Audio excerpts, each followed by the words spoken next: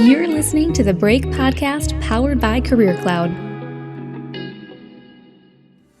What's up, everyone? Welcome back to another episode of the Break Podcast on Career Cloud Radio. I'm your host, as always, Michael Garden. Our conversations thus far in 2023 have mostly profiled breakers who have left corporate for some version of entrepreneurship. But what happens when the right break for you is going back to corporate from entrepreneurship? My next guest is Josiah Goff, Vice President of Product at Tune, a technology for partner marketing programs and affiliate networks. Josiah has been on both sides of the entrepreneurial journey. He believes that only after leaving behind the safety net of corporate life could he truly concentrate on achieving success in his own terms. Additionally, he stresses that personal transformation is crucial to becoming ready to start one's own business. We get real deep and real on personal transformation leading to career transformation. Josiah shares the 2 questions that changed his life. And number 2 is absolutely mind-blowing. You won't want to miss Josiah's journey and how he found his break by leaving entrepreneurship and going back to work for a company. A journey he said he never could have made if he hadn't struck out on his own and learned some valuable lessons working for himself. But keep listening. And if you dig the convo, please give us a 5-star review so others can discover these types of conversations. Also, check out our YouTube channel where you can get full videos of all these conversations plus short, impactful nuggets of learning from each guest. Find us on YouTube by searching at Michael Garden.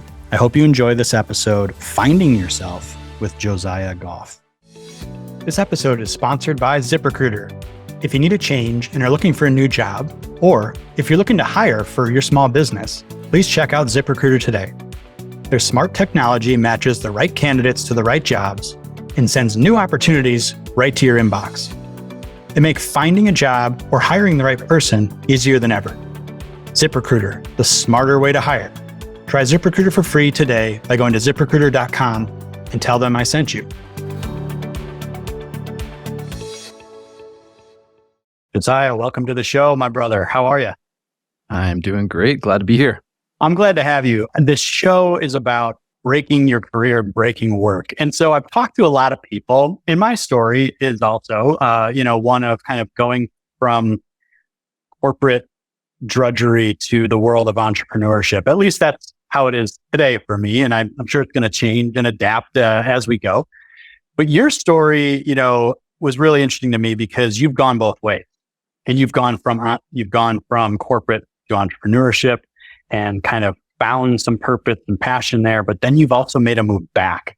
And so I wanted to bring your story to our listeners and kind of be able to detail that for them. But, here's where I would like to start with you, if you don't mind. During my research, I kind of read that you believe that only after leaving behind the safety net of corporate life could he truly concentrate on achieving success on his own terms. You wrote that about yourself. I want to start there since we did come back, to the corporate world. What does that sentence sort of mean to you? And what did you learn while kind of pursuing that path? Yeah. So there's a bit of context I need to add here. Absolutely. So just to fill in the story a bit, I had worked my way up in my career through tech to be a product manager. And I got this swanky 6-figure job at this hip tech company in Nashville. And I thought that I'd made it, like I'd finally reached it. I had this arbitrary goal of hitting 6 figures before I turned 30. And I reached that goal and I thought that I had made it. And it was, it ended up being kind of a nightmare. The role itself, I knew I was a great fit for, just the company where I was at and just what was going on at the time, and my relationship with my manager, it all kind of deteriorated pretty quickly. And I spent the kind of first 18 months of my job afraid I was going to get fired. I didn't know what I was doing. I had some successes. I made a lot of mistakes. And then one day I got a meeting scheduled from my boss to meet on a bench outside of the office in late afternoon. And I was like, oh no, And I walked up and I could just tell by his body language that he was super tense, and I felt the tension in the air, and the hair on the back of my neck was standing up, and like my monkey brain was racing, thinking about, I'm about to get fired, and what am I going to tell my wife? What am I going to tell my coworkers? We have a 1-year-old. What am I going to do? And so I sat down across from him, and essentially he said, we think you're a great fit for the company, but you don't have what it takes to be a product manager. And so we're giving you the option to leave or go back to engineering.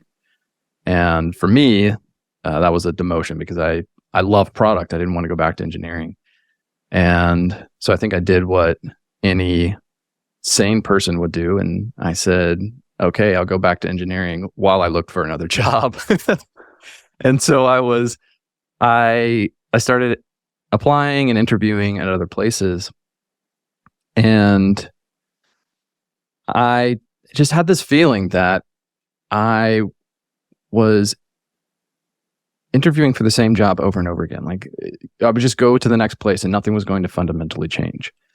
And so I took a step back, and I always say there's 2 questions that completely changed my life. And the first one is I stopped asking, what job do I want? And I started asking, what do I want my life to look like? And so I sat down, and I was inspired by Pat Flynn's book, Will It Fly? And there's an exercise in there called the airport test. And it's essentially, looking 5 years ahead and thinking about like, what does my ideal life look like 5 years from now? And writing it down in like 4 different categories. And so I went through that exercise in detail, wrote out this vision for my life. And it hit me that the path that I was on was never going to take me to where I wanted to go. And I remember very clearly, I had this realization one afternoon. I went and talked to my wife that night, which I was terrified of doing. Yeah. And I didn't know how she would react. And I told her what I was thinking, what I was feeling, I shared my vision with her and stuff. And she looked at me and she said, I've been waiting for you to come to this conclusion. Like, do what you got to do. I support you. And like, you're awesome. So this is, yeah. So I had her support. And with that, I felt really confident to take a leap. And so I literally walked in the next day and said, I'm done. I'm out, packed up my stuff and left. And at first it was really exciting. And then it hit me like, I have no idea what I'm doing. I went from 6 figures to nothing overnight. Have no plan. I have about 2 months of cash in the bank, and then what am I going to do next? I have some skills that I can fall back on, but I don't know anything about freelancing. I don't know anything about running a business. I have no idea what I'm doing, and but I was determined to figure it out. And so to come back around to the question that you originally asked me about that safety net, my boss was right about a lot of things. And one of those is that I had a lot of unhelpful thought patterns and behaviors and habits and beliefs that were really holding me back. And when I cut that safety net of, no job, no income, I'm on my own, I've got to figure this out. It forced me to confront all of that. And when you're in that comfort zone, it's really easy to keep putting that off. All the things you need to work on with yourself. It's so much easier to ignore those things for a longer period of time when you don't have a forcing function of needing to figure out how to make an income. And so one of the things I'm really thankful for that I learned really early on in this was that, especially as a small business owner or a solopreneur, my business is a direct reflection of me. And so if I want to grow my business, I have to grow myself first. And so that was the initial investment that I did in my business, was investing in myself. And it's not like we had money to invest. It was like we had very little at that time. I had moved us out of our apartment in downtown Nashville into my in-laws' basement in Chattanooga. then, oh, and by the way, a week after I did that, found out we were pregnant with baby number 2. And so we had this which, raised the stakes that much more. And I remember I spent like $1,300, which was a big amount for me at that time, on a course on how to learn Upwork and get jobs on Upwork. And I got a 3x return on that in 2 weeks. And so it was, so I started doing things like that where I was investing in myself because I needed to learn skills. I needed to change my mindset. I needed to change my habits. The thing I did right after that was like, okay, that to me proved my sort of hypothesis at the time, which is I've got to grow myself. And so I invested in working with a life coach and had a huge number of breakthroughs with that, and went on from there. I think it was so crazy. My first year of my business, I think I spent somewhere around $12,000 on personal development. But I got directly 8x return on revenue from that, and also grew my business from nothing to 6 figures in its first year. And I always look back and attribute that was because of the work that I did on myself, because I had to become the person who could be a successful entrepreneur before I could have a successful business. And thankfully, I learned that early on in the process. And it taught me a very valuable lesson. So that's how I view life now. I'm constantly thinking about how to continue to develop myself and grow myself. And I'm always finding that I sink back into comfort zones, and I have to pull myself out of them and break things in order to make myself uncomfortable, so that I'll continue to grow and continue to move forward. This is an amazing story, and there's so many jumping off points. So I'm gonna kind of circle back to a couple things that you've said, but this idea that you really embodied, I feel like, is really critical for people, which is growth does not happen in comfort. And so you have to figure out how to instill discomfort in yourself, like as a discipline, or you won't grow. And for some people, that is, quit your job tomorrow, like a forcing function, right? Like you described.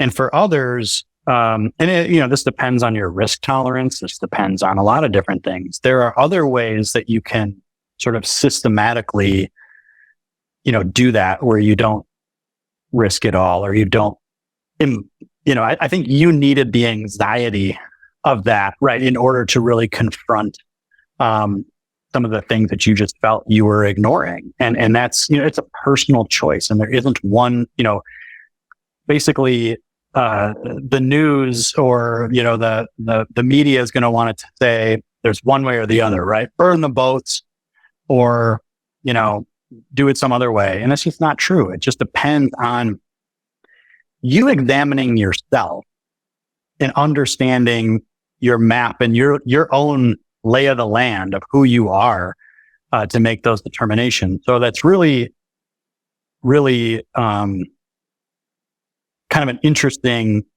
takeaway for our audience, right? And if I could just say something, go ahead. Absolutely. If I could just say something about that, because I am definitely not advocating for this is something that everyone should do. One of the things that I've learned from that is a key deciding factor in that calculus is how good you are at committing to things. I was terrible at it, and I needed that burn the boats moment, because that was the only way I was going to force myself into a situation where I had to take action and I had to move forward and I had to address these things. And a lot of it was, I would say it was almost entirely like a subconscious choice too. It wasn't like I was thinking about that when I made the decision to leave my job. I was just so desperate at the time because I had spent so long feeling miserable, and I was just ready to try anything. and also ready to try nothing. Because like I said, I didn't have a plan. I didn't know what I was going to do. I knew that I had to make a change. And I knew that if I didn't do it then, if I didn't take immediate action and just make a clean break, there was no way that I was going to do it later, because I would end up talking myself out of it. And just kind of as a side note on this, one of the reasons why I was sticking around, and I'd stuck around as long as I had, was I had a lot of stock options. And this company I knew was on the verge of getting acquired. And I knew that I potentially had a fairly big payday coming. And I left. And so at the end of the day, I realized, like, to me, it's not worth it. I've got to make a change. And so I left and I gave that up. 3 months later, they got acquired. And I did the calculations and I realized I missed out on an $80,000 payday. And I was upset for about a day. And I was kicking myself, like, if I had just stuck around, for a few more months and powered through, then I could have had like a really great nest egg to start my business instead of just like starting from scratch. And then I was beating myself up for about a day. And then it dawned on me that would not have worked for me, because I needed that situation to learn how to be scrappy, to overcome my fears, and to start forcing myself to experiment and try things and figure out what works in a really rapid fashion. Whereas what I was looking for was like, if I'd had that $80,000, I would have still been in somewhat of a comfort zone. There would be a security there for me that wouldn't have pushed me in the way that I had. And so what I got out of that, for me, was worth way more than 80 grand if I had stayed. Yeah. And it brings up like this idea of essentially sunk costs and what keeps people on that default path, right? Like a sunk, at the end of the day, stock options are structured in a way to be the carrot to always keep you there, right? Like there's this rolling cliff, and they do that with bonuses and everything. And it's really like the $80,000, when you really sort of think about this logically, is irrelevant to the decision that you had to make, right? Like you had to make a decision about your pain and suffering and your future, and weighing the cost and benefit of that future decision, not anything backward. So everything backwards is, my compensation, my credentials, my title, all of those things are like in the past, and they creep into people's minds and keep them on the default path and keep them in this comfort zone of not taking the bold action to change, because they're saying, well, I can't give that up. Why would I've worked so hard to get this, right? Like, why would I get that up? And the calculus is actually, no, is my pain and suffering too great? Or is my future too great? The one that I'm creating in my head, is that too great to let wait? And I think like your story really, it's a great example of doing that. Cause then once you like sort of look at that, like, what are you willing to give up? That's a great question that I have people ask all the time. What are you willing to give up? Because most people in your situation, wouldn't give up that bonus, wouldn't move themselves into their parents-in-law basement, because they don't want to give up their status as a homeowner or at the country club or whatever. But you can actually make just about any change you want, as long as you are willing to make the sacrifice and give up the things, pay the price, make the trade, for those, to get what you want. And so I love that about your story. Now, I got to ask, because we brought it up a couple times, I want to dig into this pain a little bit, because you talked about some unhelpful habits.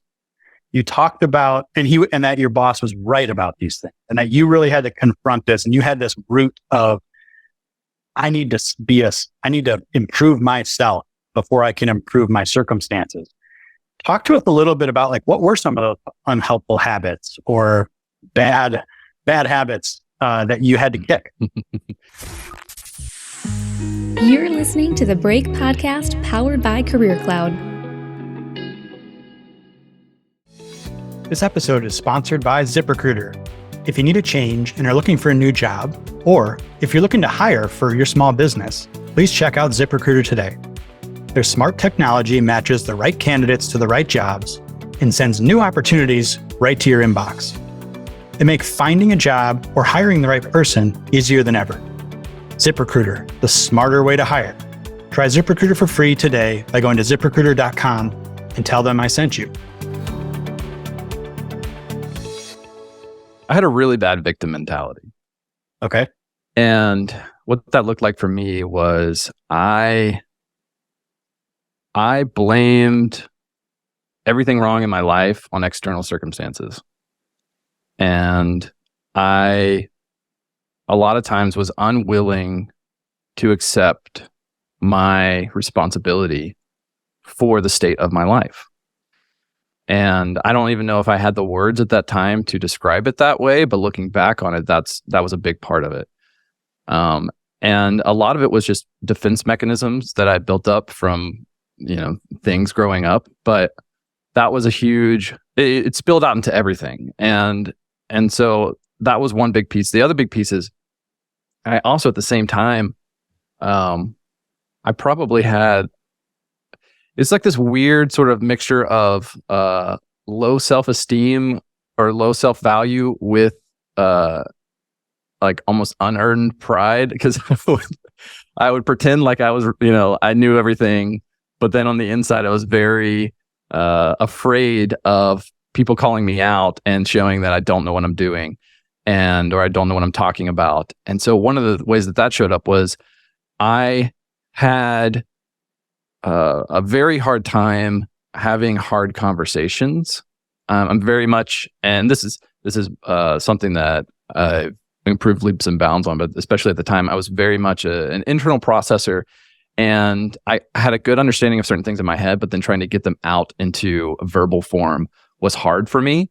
And so whenever I was put on the spot, I would just sort of freeze deer in the headlights a lot of the times.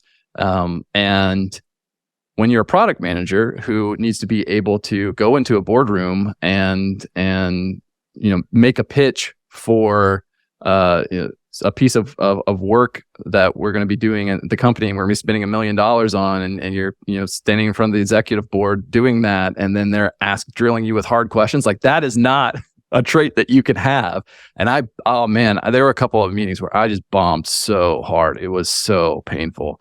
And I tried some different things. Like I even took improv classes, which did help with that. But at the core, it was an insecurity that I had to work through, and beliefs about myself and about, my value in the world that was really at the root of all of that. And so there was just so many painful moments of not being able to have conversations like this. Like I remember I would have been terrified for someone to bring me onto a podcast and ask me these sort of probing questions, not because I was afraid of, what people might find out about me, but because I was afraid that I wouldn't be able to communicate because I would just freeze. And so there's a lot of things like that made my life very difficult, especially for the role that I was trying to have. The freezing aspect of it, is that more because you just weren't a skilled communicator, or was it more you would be afraid of you would be thinking about what people would think if you said certain things on this podcast? Which one was it? It was both, but like in the boardroom example, it would be more, I would be thinking, I guess my greatest fear was that people would view me as incompetent, because I sort of built my identity around being smart, being competent, and that was my internal value. And so if I wasn't able to answer a question well, then even if internally I knew that it didn't mean that I was incompetent, I was afraid that other people would view that as me being incompetent, and they would have that perception of me. And that was the fear that I had. Makes sense. So this was one of my biggest frustrations with corporate work as well, is essentially the thing, which is everybody's trying to portray themselves as an expert and like the infallible oracle, right? Of whatever that, and coming from Startupville and Tradingville, like I was an investor and a trader. I'm like, my worldview is shit, man. Pretty much nobody knows anything. And we have to navigate this world of uncertainty, and things change. And so I would come across incompetent, and I would come across, because I'd be like, well, shit, I don't know. Or, I would be fumbling to think about what's the smart thing to say that's going to make my boss's boss think I'm smart. But I've got that pit in my stomach. Like, this isn't how I want to answer this, because I don't fucking know. I would like to say, you know what? I'm not sure, but I'll take these 3 steps to try to figure it out. But they want the answer. And so that drove me crazy. And it's I think that is at the root of essentially what imposter syndrome is. It's sort of a bubble and a fabrication of expertise. It's like expertise gets inflated because everybody's trying to one up each other, but nobody actually has the answer or the true grounding. But so many people feel that. So I totally get that. And their finance language is kind of like the derivatives market. Yeah, it's exactly right. It's exactly right. It's we've got options on we're making side bets on so and so's actual expertise versus what they say. Yeah, it's just crazy. Okay, so that's super helpful because I think everybody feels that pain, right? Everybody feels those, or not everybody, but a lot of people who are trying to make a change feel those pains. So that pain. So I'm really glad. I'm really appreciative that you shared that with us. I got to go back to, you said there's 2 questions that changed your life, and I think you told us one of them, which is essentially stopped asking what job do I want and what do I want my life to look like. So that's the first one, which I think is really important. Walk us through that a little bit. How did you come to that realization to ask a different question? I had just kept trying the same thing over and over again, expecting different results. And I'd had enough of that. My identity was also very much tied to my job at that point. Like I had not thought a life outside of my job, like the life of an entrepreneur, was possible for me. Why not? And I think that this goes back to a much earlier story. This wasn't the first time I quit my job to start my own business. We're going backwards. Oh, we're going real far back. Yeah. So, fresh out of college, I was hired at this. So I went to school for music originally, and then switched degrees a couple of times, and basically just did whatever I could just to get out of school and finish. So I have a bachelor's degree in interdisciplinary studies or something like that, which is just like, I've taken a lot of classes and the credits count. And so I was fortunate though, like my junior year of college, one of my professors randomly asked me if I could build him a website. And I was like, I just got a MacBook. I can totally build you a website. And so I built him this really terrible iWeb website. This was like 2008. And he loved it, and I loved the process of it. And I've always been kind of a geek and into technology, and I've always been creative, which I didn't really realize and accept until later in my life. And I got into web development and that sort of creative media world. And so then I ended up, my senior year of school, I got a part-time job at this local nonprofit. And they hired me right as soon as I graduated. They hired me full time, which I graduated in 2009. And so I was one of the very fortunate people to be hired full time right out of school, which was great. And I basically was their creative department. So anything that had to do with Adobe Suite, like Final Cut Suite, I did some design work for them, managed their website, their email newsletter, and we did a lot of documentary filmmaking. and telling those stories. So I did filming and a little bit of directing and editing and all of that stuff. And I loved it because I'm very much a learner, like self-taught person. And I love learning new skills and I love just being thrown in the deep end. After a while though, I started to get bored. And this was another trait that I used to have, is when I got bored, I got destructive. And so I would just sort of blow things up, which might also be a factor in my just, leaving my job without a thought. But so this was 2011. I read and I was pretty much fresh out of school, and I read The 4-Hour Workweek. And so then I become convinced that I could, work 4 hours a week and make millions of dollars with my own business, even though I knew nothing about any of that stuff. And I actually worked out a really sweet deal. The organization I was working for was really great in that I worked it out. So they were my first client, and they were paying me on retainer the same amount they were paying for my salary. And they gave me like $1,500 to buy some of my initial equipment. And they paid for me to go to Duke University, the Center for Documentary Studies, and do like a week-long intensive training there. Like, they did all of this stuff for me to help set me up for success in starting my own business. And I was doing like web development and like filmmaking and stuff. And that was my like freelancer business. And I completely failed within 6 months. It was so bad. I spent all of my money on gear unnecessarily. Yeah. And rather than making sure I retained my client that was paying me the most, I got really paranoid about getting new clients, and spent all my time trying to find new clients, and then neglected them, and then they ended up letting go of the contract. And but in that was a big part of it too. And I had a very actually similar experience where I was working on a project with them, and they had brought in a legitimate director to do this this documentary. And I was really excited because I'm like, I'm really going to get some hands-on training with someone. Like that's what I wanted to be. I wanted to be a director.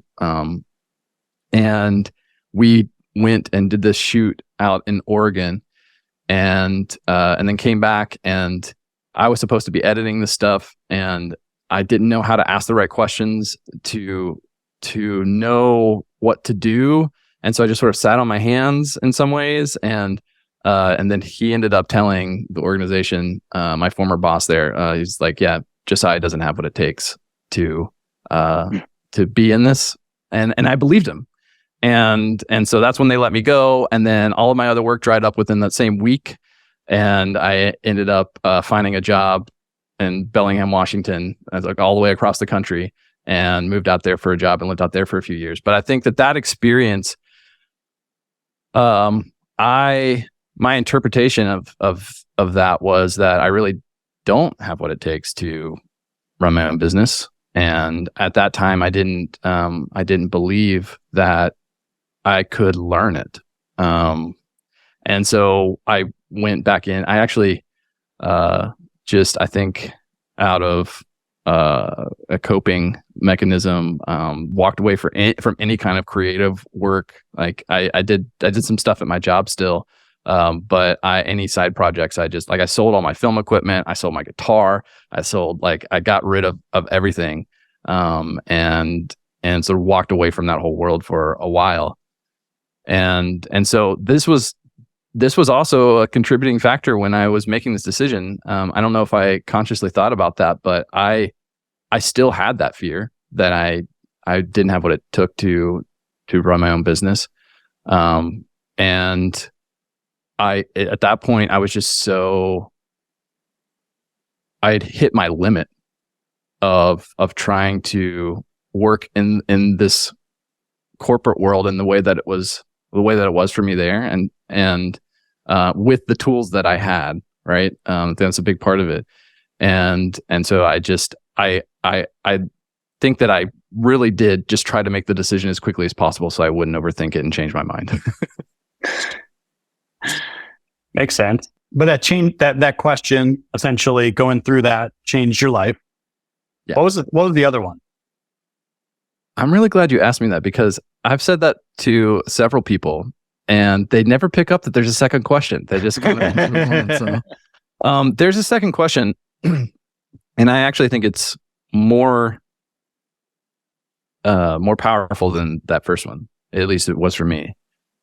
And that is, I stopped asking, what do I need to do? And I started asking, who do I need to be? Big. And yeah. And so when I was doing this personal development work, and I learned this from a guy named Jim Forden, and he has a podcast and a coaching program, and I was one of the first in his initial group coaching programs, and he taught me a lot about that stuff, and I went through the most intense personal transformation during that time with him. It's insane. We can get into that if you want, but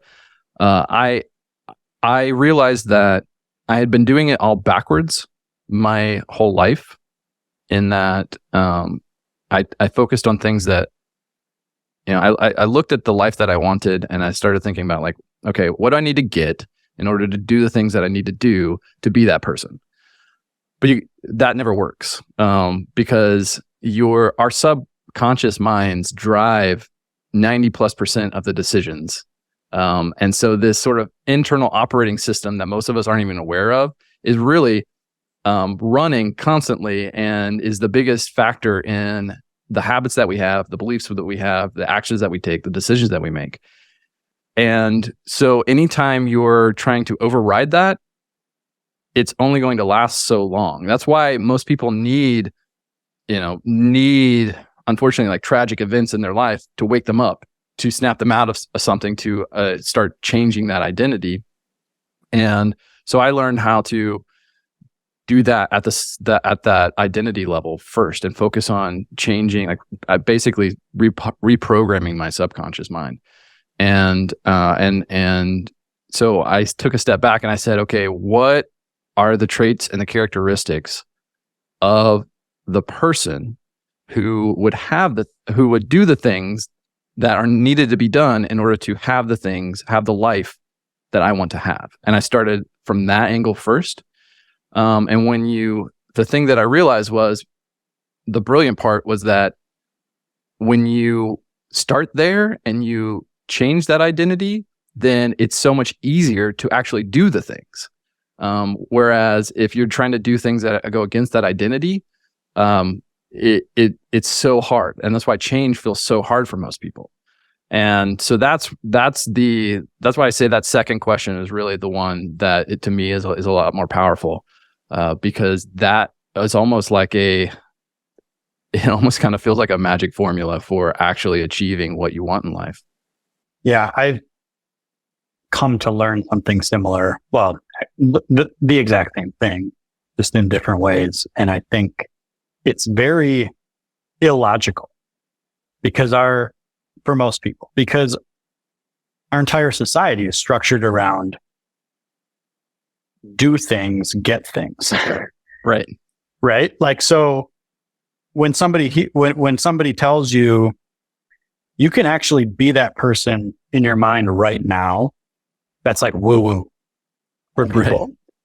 But it's very true. It's like you have to work with not only your head, but your heart as well, right? And your heart is tapped into who you actually want to be. You got to listen to that. And I didn't listen to it. I was a complete brain, logic, no emotion kind of a thing. And through some coaching, that helped me kind of see that. And I'm still on that journey of leaning into that. But I think that is how you understand what you truly want to. Mm-hmm.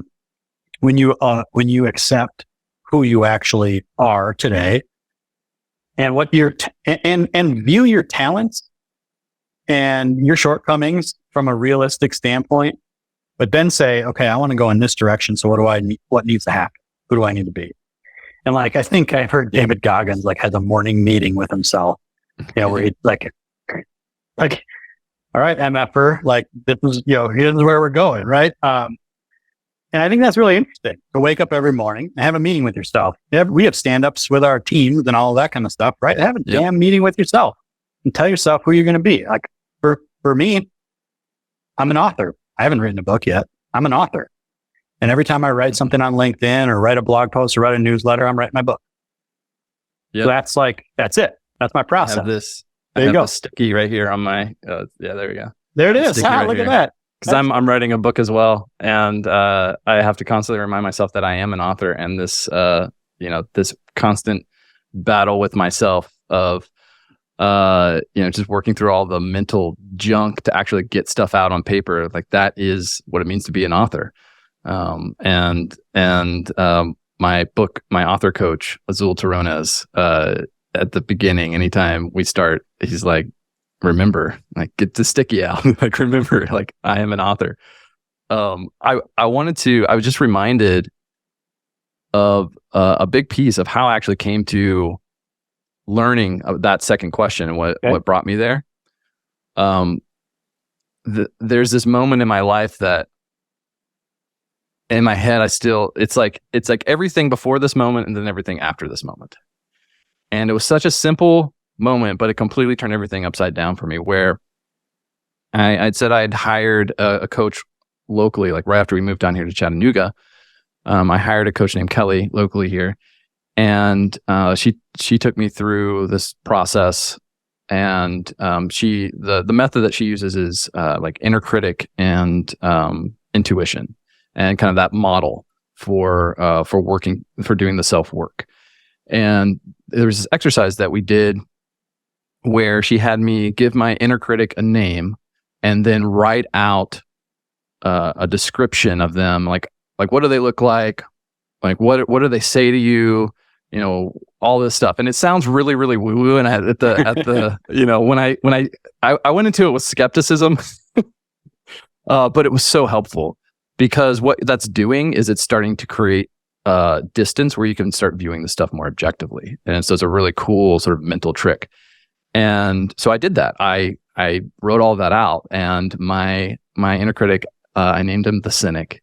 And he was basically me in college, sitting in the dark at like 4 a.m. watching anime in my parents' basement, like angry at the world. And like that was him. And the thing that he said to me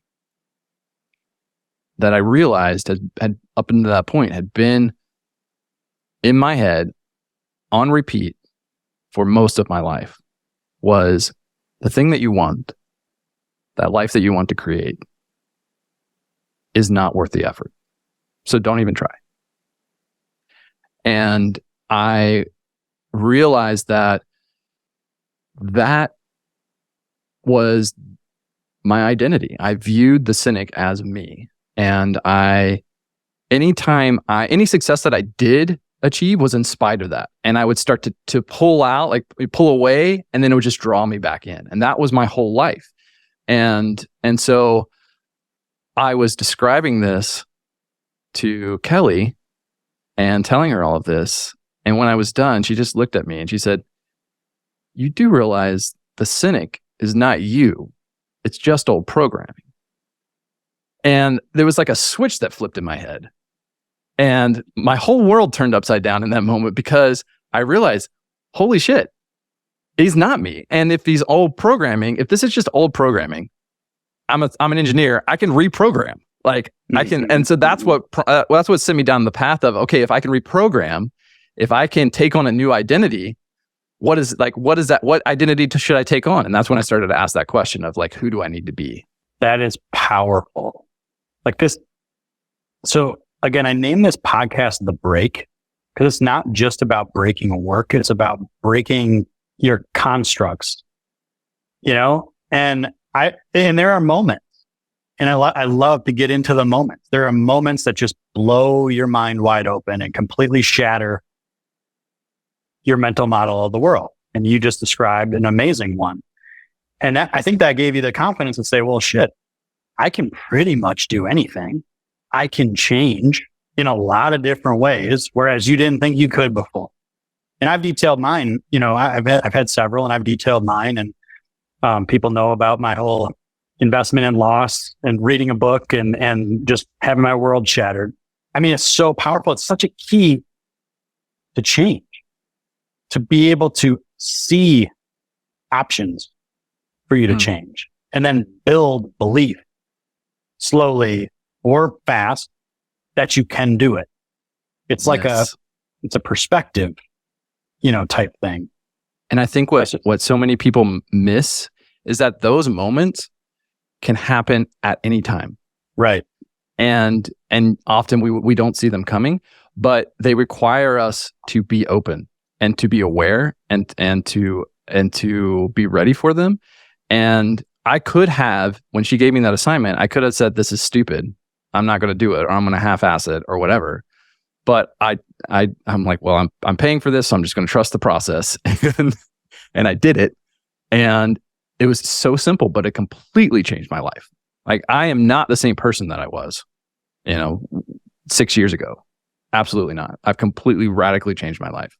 And there were several moments along the way, but that one I think was the most distinct, pivotal moment for me, where I then had a new model on a new framework and on how to go about changing my life.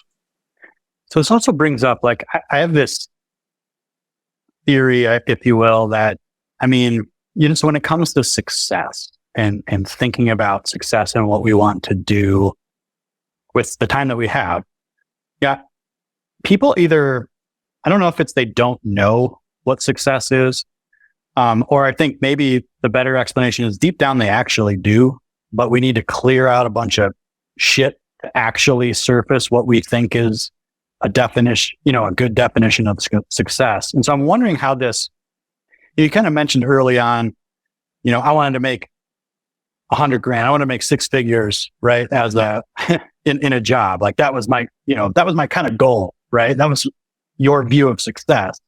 But you, and I don't remember the timeline exactly, but you went through this idea of, well, it's not about the what, it's about the who. How did that change? What is success to you now? Like, how did that process change how you view a successful life and designing your future? Yeah, that's a great question, because the way that I set goals and think about success is completely different. My goal was I wanted to make 6 figures before I turned 30. I did that, and it brought me no joy. Right. Right. And so success to me very much now is about internal achievements. And so one of my goals right now that I would consider success if it happens is about me publishing this book. But it's not about the book. It's about the journey that I have to go through in order to get that book out into the world. And it's an intense struggle. And there's so many times that I've almost given up. But I keep going. And a big part of that is I know that this is part of my path. And I want to see what's on the other side of it. I want to become that person who has published a book, not because of the book. Once again, the book is the vehicle for me to prove to myself who I am and accept who I am and continue to get to know myself more and go deeper on that and continue to push my limits of what I didn't think was possible before. In the thing, not just the things that I do, but the way that I think about the world, the habits and the beliefs that I have. Like, all of that is sort of wrapped up into this internal value that I'm constantly exploring. And so there are always going to be things in the external world that I would love to have, or I would appreciate. And I can set goals for those sort of things.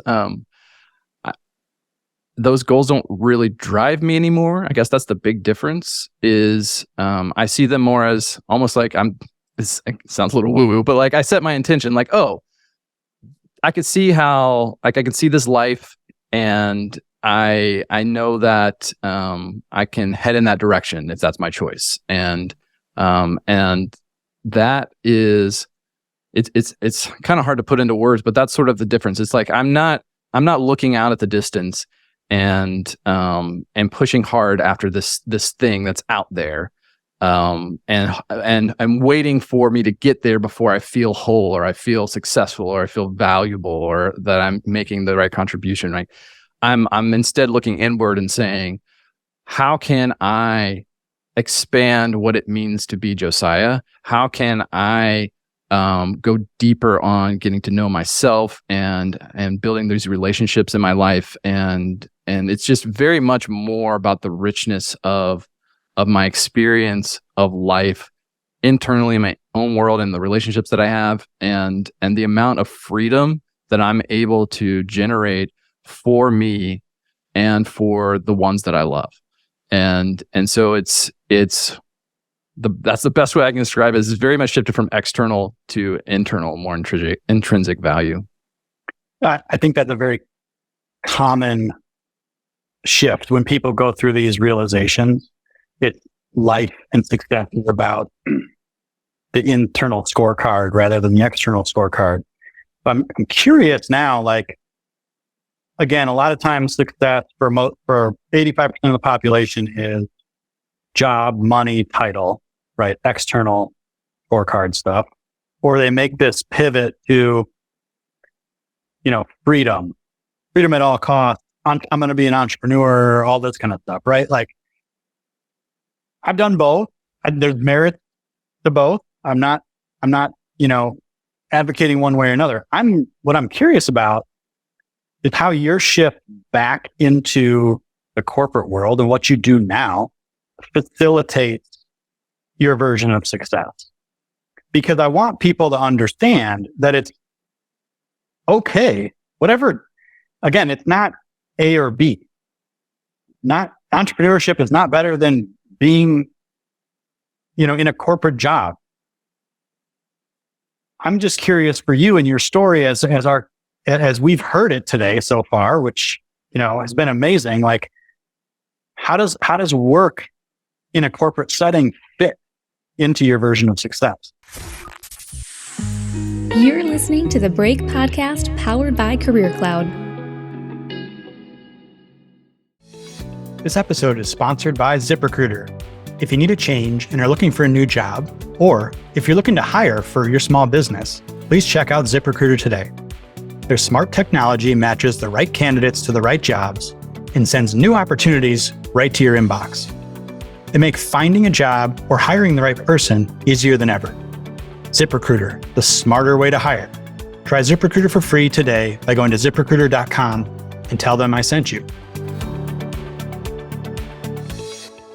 Yeah, it almost seems counterintuitive, like hearing the journey that I went on and then learning that I went back into corporate world. And I think a big part of it is, for me, there were still lessons that I needed to learn. One of which was going back to identity again.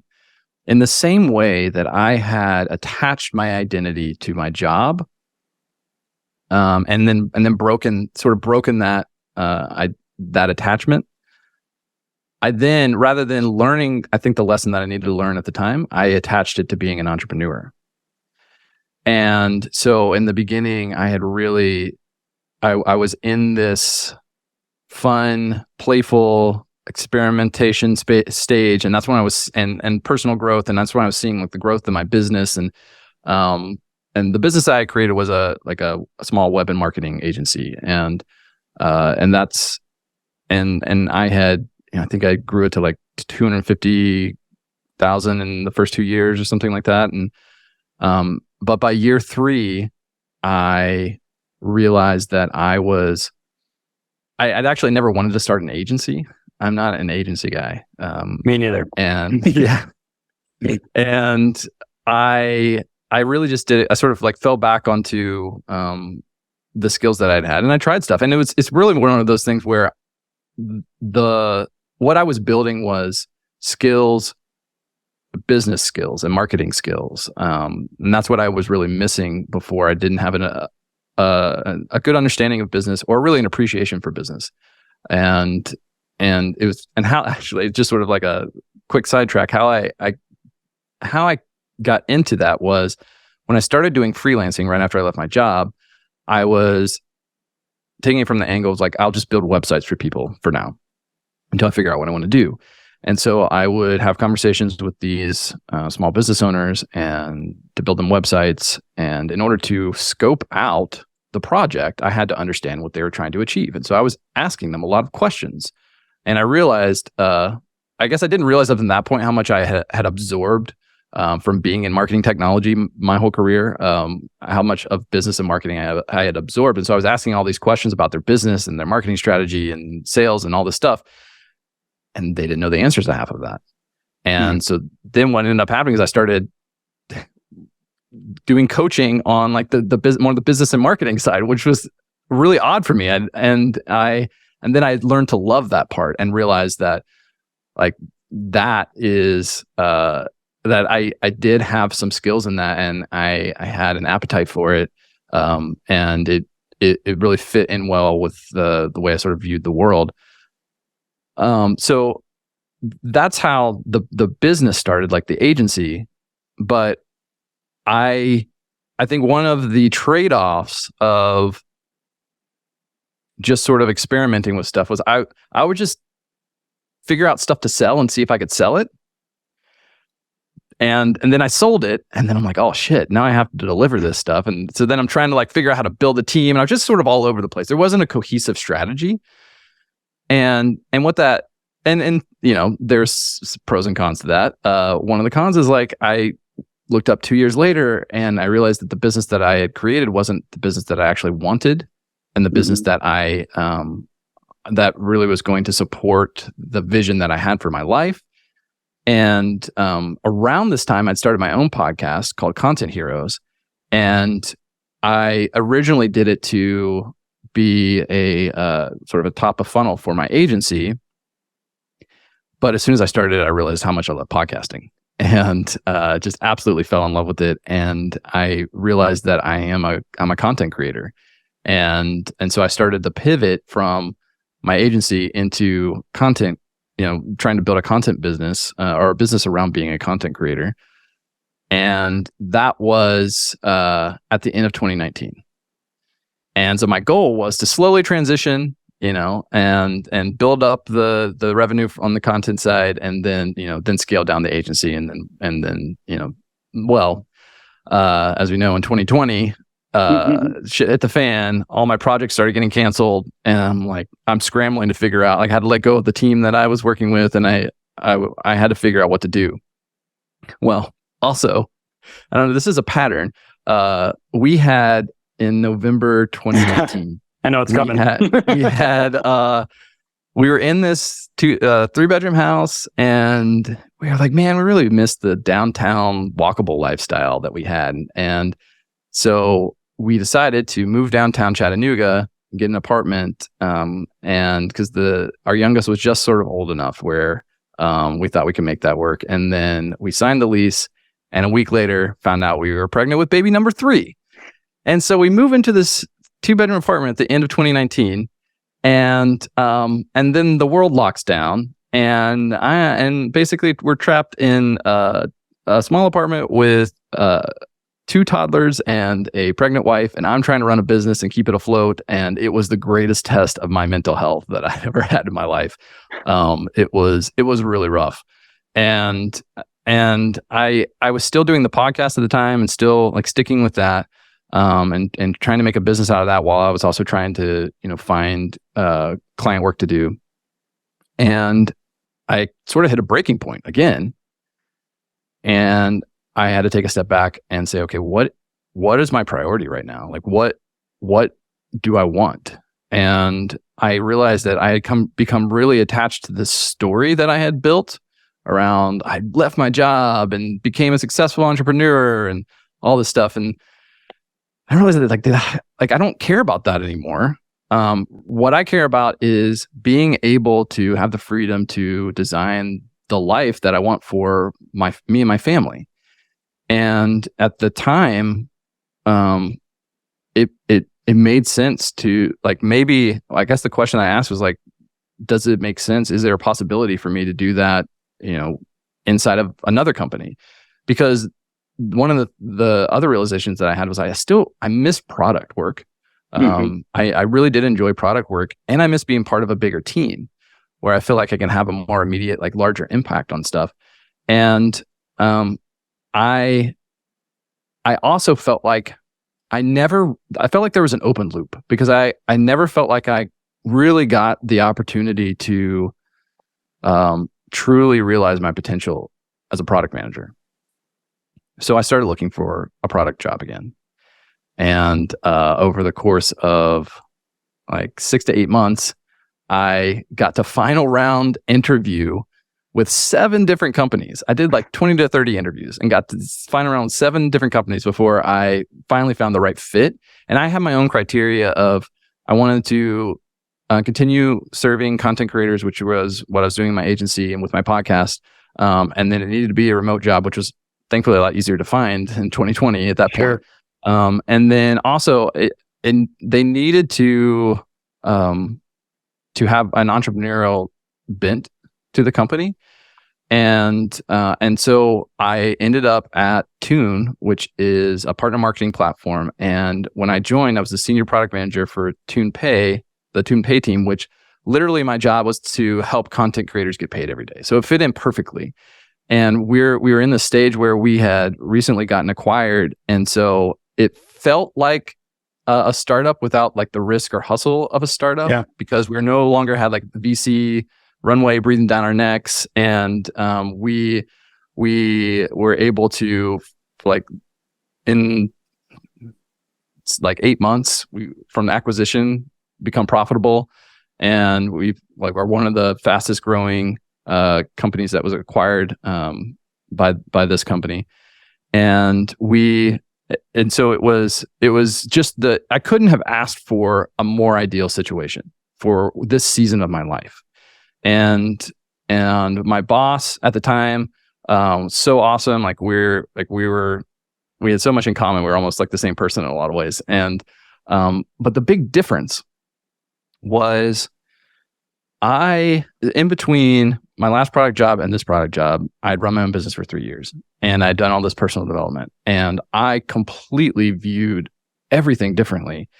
And so when I came in and started this job, I just innately viewed Tune as my own company, even though I knew that Tune's not my company. But it's part just sort of out of habit, in part because I knew that it's almost like a hack for me to stay engaged. Because if I'm just going to a job to show up and do a job, I get bored with that after a while. But if I am treating this as my own company, I'm always looking for problems to solve, for ways to improve things, and I'm invested in the success of the company.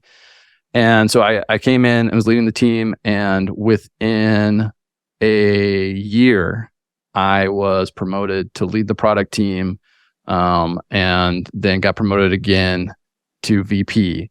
And so now I'm the VP of product.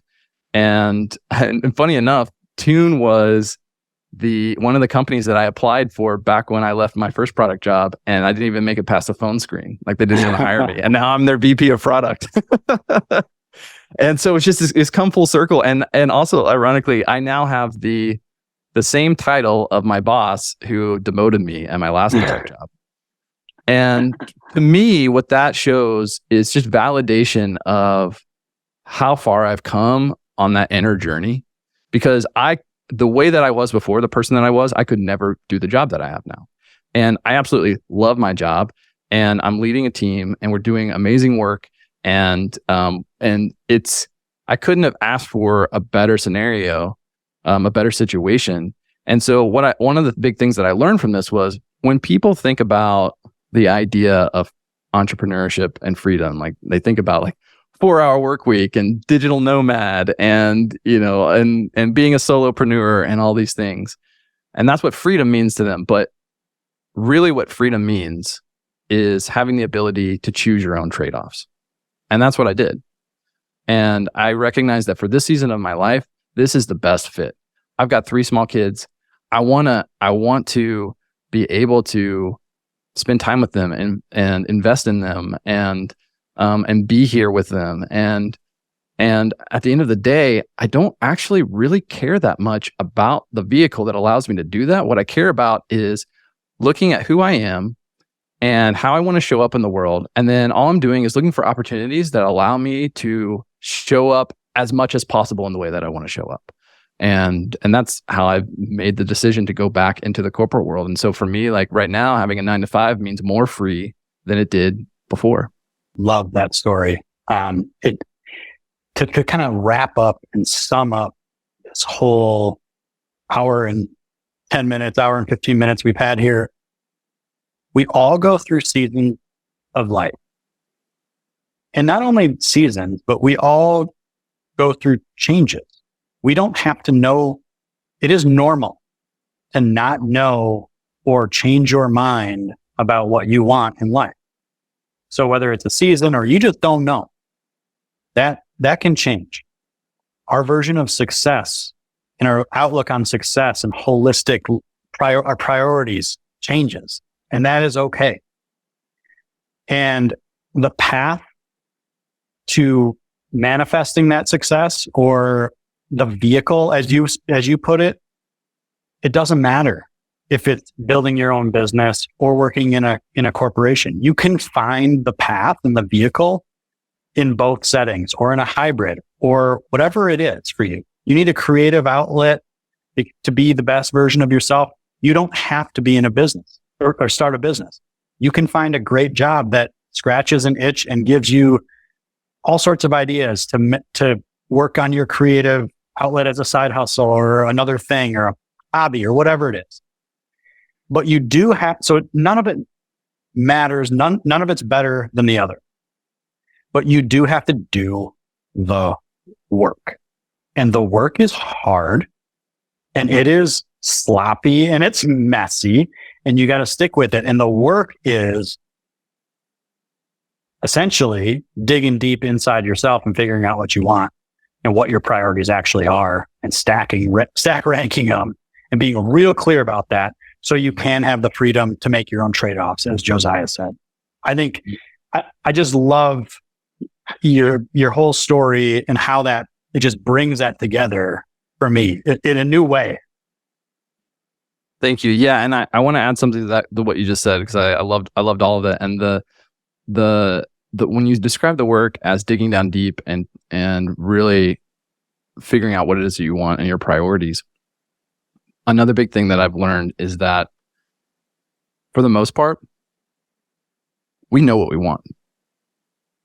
And the really hard part is accepting that and accepting that it's okay to want those things and that it's possible for us to achieve those things.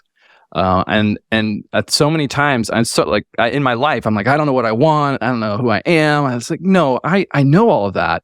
But for some reason I had these voices or these stories in my head that tell me that like, no, you shouldn't want that. It's not okay. Like that's not possible for you. It's not worth the effort.